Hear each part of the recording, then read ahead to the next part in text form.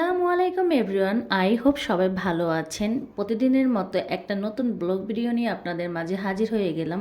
মানব জীবন আসলে বেঁচে থাকে কর্মের মধ্যে। কর্মহীন মানুষের কোনো মূল্য নেই।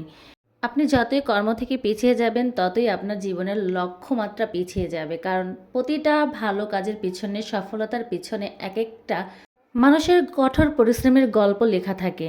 কোনো কাজই আসলে সহজ না, কোনো কাজই আবার কঠিন না। সকল কাজের পেছনে ধৈর্য, কঠোর পরিশ্রম মানুষকে সফলতার দ্বারপ্রান্তে নিয়ে পৌঁছে দেয়।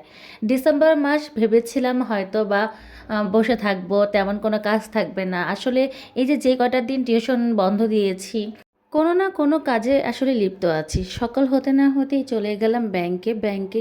ফেসবুক সম্পর্কিত কিছু কাজ ছিল, কিছু জানার ছিল, pay out account set up দেওয়ার জন্য। এই জন্য ব্যাংকে গিয়েছিলাম। তাছাড়া আর নিজের পার্সোনাল কিছু কাজ ছিল, সেজন্য গিয়েছিলাম। যাওয়ার পরে আপনার আসলে যদি এখানে যে সুইফট কোডটা লাগে সেটা আপনি গুগল থেকে সার্চ করেও বের করে নিতে পারেন। আর যেহেতু সিরিয়াস বিষয়, আর আমার অন্য একটা কাজেও যাওয়া লেগেছে, তো ভেবেছি একেবারে ওনাদের কাছ থেকে শিওরভাবে সব কিছু জেনে আসি। সিরিয়াস বিষয় আসলে সিরিয়াস হওয়াটাই ভালো। তারপর দেখি এখানে একটা কেমন ভূতের গলির মতো লাগে।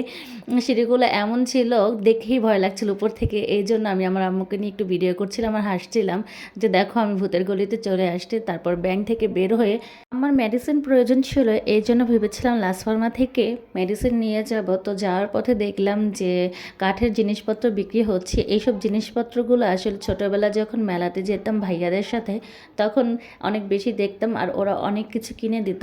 তো সেই জন্য এগুলো একটু দাঁড়িয়ে দাঁড়িয়ে ভিডিও করে নিচ্ছিলাম। আর এই যে ভর্তা পেশার জন্য যে এই জিনিসগুলো হাম্বল বলে না কি বলে যেন, এগুলো একটু কেনার চিন্তাভাবনা ছিল মাথায়, এই জন্য আরও বেশি করে দেখছিলাম। পরে আর কেনা হলো না, যাই হোক। তারপরে একটু হাঁটার পরে দেখি বিরিয়ানির দোকান। আপনারা কারা তেহারি বা বিরিয়ানি লাভার একটু আমাকে বলবেন তো, কারণ আমার না খুব বেশি পছন্দ বিরিয়ানি। বিরিয়ানি দেখলে আর রাস্তার পাশ দিয়ে গেলে যে ঘ্রাণটা, এই সুবাসটা আসলে আমার যে কি ছোঁচা মানুষের মতো লাগে, আমার এত বেশি ভালো লাগে বলার মতো না।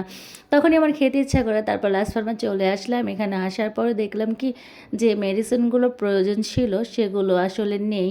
হাফ মেডিসিন আছে আর হাফ মেডিসিন নাই। তো ভাবলাম এখান থেকে নিয়ে কি করব, যে এখানে সবগুলো একসাথে পাওয়া যাবে সেখান থেকে কিনে নিব। তারপর এলাকার এক ফার্মেসি থেকে সবসময় মেডিসিন খায়, তো ওনাদেরকে বলে দিয়েছিলাম যে ভাইয়া আপনি যখন হাসপাতালের ওই সাইডে শপিংয়ে যাবেন বা কিছু আনবেন, তখন আমাদের জন্য এই মেডিসিনগুলো নিয়ে আসবেন। এই ফাঁকে একটু জুয়েলারির দোকানে গেলাম। সেখানে যাওয়ার পর আমার মা মাথার যে খোপায় যে ফ্লাওয়ারের মতো জিনিসগুলো পরে না, সেগুলো নেওয়ার জন্য পাগল হয়ে গিয়েছিল। তো আমি ভাবলাম যে না, এখন খোপা টোপা তেমন একটা করা হয় না, তো আমি যেটা পরবো পায়ের রিং দেখি। পায়ের রিংগুলো আসলে দেখতে খুবই ভালো লাগছিল।